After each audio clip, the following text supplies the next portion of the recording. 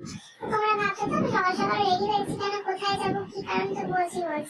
Hello everyone, welcome to our new video মনোবইটি vlog. আর একবার ওয়েলকাম জানিয়ে ব্লগটা স্টার্ট করছি। তো এখন বাজছে প্রায় দুপুর 2টোর দিকে।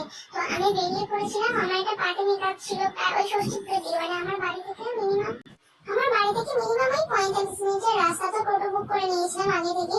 তো ওখানে গিয়ে আমি প্রথমেই ব্লগটা স্টার্ট করেছিলাম আর কি, তারপর ঢুকে ব্লগটা কন্টিনিউ করার টাইম পাইনি আসলে, কারণ একটাই পার্টি মেকআপ ছিল।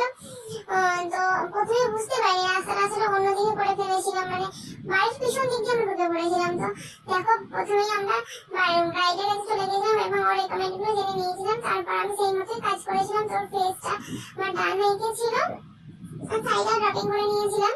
তো হেয়ারটা বাকি ছিল, তো হেয়ারটা সিম্পল বানের উপর রাখতে ছিল, কারণ ছোট ছেলে ছিল তো সেই কারণে হেয়ারটা ওপেন হেয়ার করতে চাইনি আর কি। তো হেয়ারটা পুরো দেখানো কিভাবে মানে সামনে ফ্রন্টটা করছি আর কি, সামনেটা কমপ্লিট হয়ে যাবে।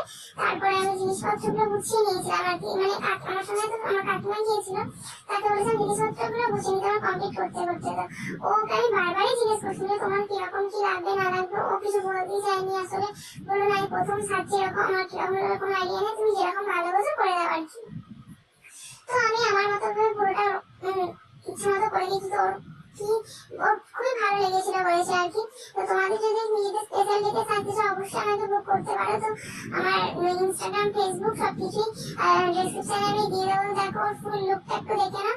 তো পিছনের হেয়ারেতে জিপসের গলা দিয়েছিলাম। তো এই ব্লগটা এই পর্যন্তই, দেখা হচ্ছে নেক্সট ব্লগে, টাটা।